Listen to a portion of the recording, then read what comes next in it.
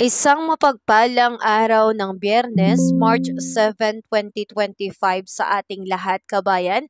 Narito po ang pinaka-latest update natin sa ating panahon. Pero bago ang lahat kabayan, pasuyo pa rin po ng iyong like and subscribe at pahit na rin po ng notification bell. Kabayan, ang inaabangan ngo nating ulat ngayon ay kung meron ba tayong aasahan na pag-ulan.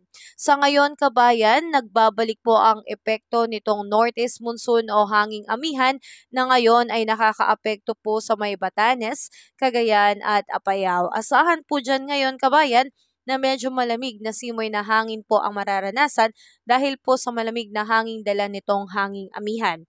Pagsapit naman ng hapon at gabi, posible pong makaranas ng maulap na kalangitan na may kasamang pag-uulan. Samantalang patuloy po tayong naapektuhan nitong easterlies, ito po yung mainit na hangin mula sa karagatang Pasipiko kaya naman maalinsangang panahon po ang mararanasan lalo na sa umaga hanggang hapon.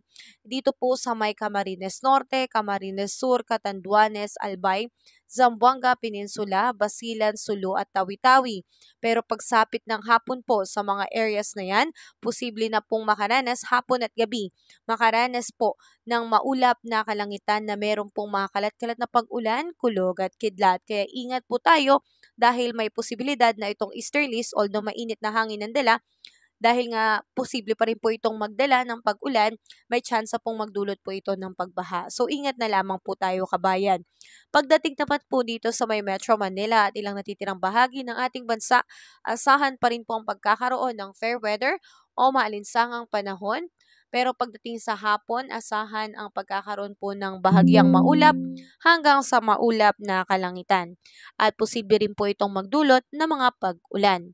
Pagdating naman kabayan sa ating air temperature, asahan pa rin natin dito sa Lawag ay aabot po ng 32 degrees Celsius, sa may Baguio ay 27 degrees Celsius, Metro Manila 31 degrees Celsius, Tagaytay 31 degrees Celsius. Sa may Tugigaraw ay 31 degrees Celsius at sa Legazpi ay 30 degrees Celsius. Pagdating naman po sa may Clan Islands at Puerto Princesa, aabot po ng 32 to 33 degrees Celsius, sa may Iloilo 32 degrees Celsius, Cebu 31 degrees Celsius, Tacloban 31 degrees Celsius, Cagayan de Oro 32 degrees Celsius, Zamboanga 33 degrees Celsius at sa Davao po ay 31 degrees Celsius. So yan po yung na-expect nating air temperature.